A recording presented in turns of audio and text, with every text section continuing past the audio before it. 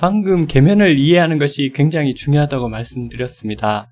그렇다면 지금까지 고등학교 때 배웠던 극성 개념과 비극성 개념을 가지고서 설명할 수 있는 것과 설명할 수 없는 것에 대해서 먼저 살펴보도록 하겠습니다. 먼저 그림을 보십시다. 우리가 손등 위에 물방울을 떨어뜨리면 이렇게 둥그렇게 되는 걸 알 수 있습니다. 반대로 손등 위에다가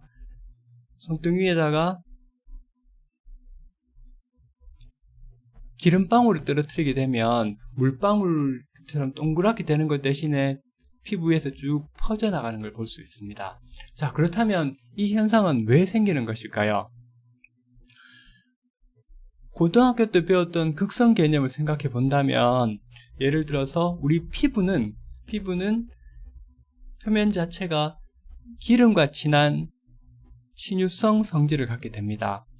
반대로 물은 친수성이기 때문에 극성이 크게 됩니다. 그래서 극성이 큰 물과 극성이 작은 우리 손등 피부는 극성의 차이가 나기 때문에 서로 잘 섞이지 않기 때문에 이렇게 동그랗게 된다고 말할 수 있고, 반대로 기름 성분은 피부의 극성과 굉장히 비슷하기 때문에 둘 다 극성이 작기 때문에 굉장히 잘 퍼지는 것으로 설명할 수가 있습니다. 자, 방금 제가 설명드린 것이 맞을까요? 다음 그림을 보면서 한번 살펴봅시다, 여러분. 우리가 징크옥사이드를 화장품에서 많이 사용합니다. 징크옥사이드는 자외선을 물리적으로 반사시켜 주기 때문에 자외선 차단 성분, 즉 선블락 성분으로 많이 사용되게 됩니다. 선블락 성분으로는 징크옥사이드 외에도 타이타늄 다이옥사이드가 사용이 많이 됩니다. 이런 흰색의 파우더들은 물이나 기름에 잘 분산이 되는데요. 분산되는 성질을 통해서 극성 개념이 과연 손등에 물이 안 퍼지고 기름이 잘 퍼지는 현상을 설명할 수 있는 개념인지를 살펴보도록 합시다. 먼저 물에 극성이 굉장히 큰 징크옥사이드를 한번 분산시켜 봅시다. 그러면 그림에서처럼 징크옥사이드 파우더 입자들이 굉장히 잘 분산되어 있는 걸 알 수가 있습니다. 반대로 물에다가 징크옥사이드에 실리콘을 코팅한, 이렇게 좀 두껍게 원을 친 것이 이제 실리콘을 코팅했다고 생각합시다. 이 실리콘을 코팅하게 되면 실리콘 코팅 자체가 극성이 굉장히 작게 나타나기 때문에 극성이 작은 징크옥사이드 실리콘 코팅한 표면과 극성이 큰 물은 극성이 다르기 때문에, 극성차가 나기 때문에 그림에서처럼 이렇게 잘 풀리지 않는다, 이렇게 설명이 가능하죠. 실제로 실리콘을 코팅한 징크옥사이드의 경우에는 물에서 분산이 되지 않습니다.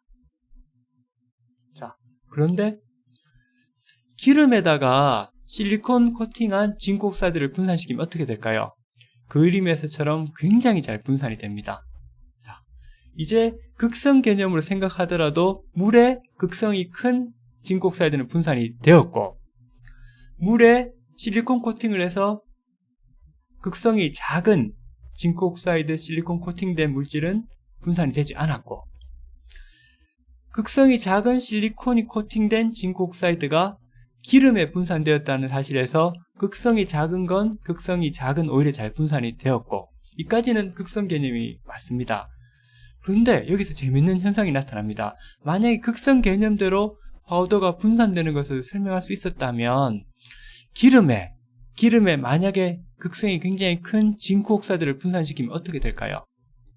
전혀 분산이 안 되어야 맞습니다. 그렇다면 이게 분산이 안 된다면 극성 개념으로 파우더가 액체에 분산되느냐 되지 않느냐를 설명할 수가 있습니다. 자, 어떻게 될까요, 과연? 만약에 분산을 시키게 되면 어떤 현상이 나타나냐면 굉장히 분산이 잘 일어납니다. 자, 이 사실로부터 우리는 극성을 큰 파우더와 극성이 작은 파우더, 극성이 큰 액체, 극성이 작은 액체가 서로 극성이 큰 것끼리 잘 섞이고 극성이 작은 것끼리 잘 섞인다는 이런 게 맞지 않다는 것을 알 수 있습니다. 자, 앞에서 말했던 트릭이 무엇일까요?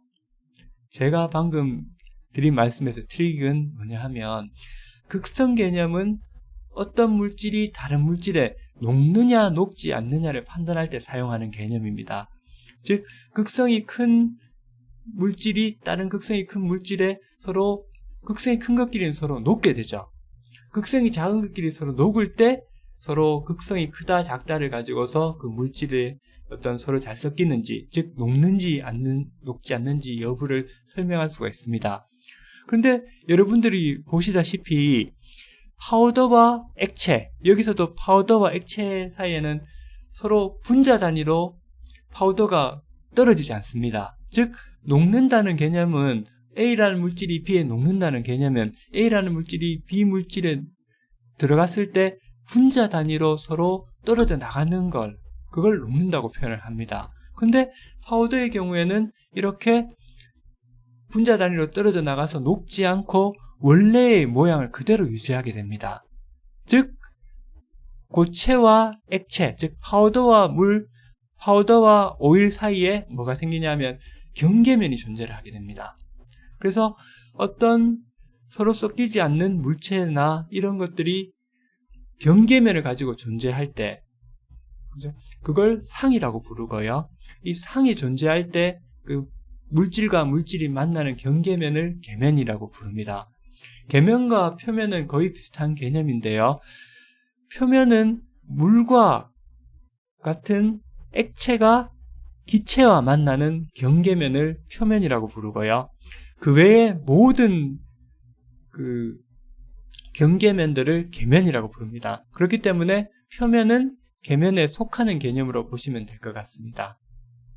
자, 지금까지 설명드렸듯이 우리가 고등학교 때 배웠던 극성 개념으로 녹지 않는, 서로 녹지 않고 분산이 일어나는 물질들 간에 서로 분산이 잘 된다, 되지 않는다를 설명할 수는 없다는 사실을 우리가 알 수 있었습니다.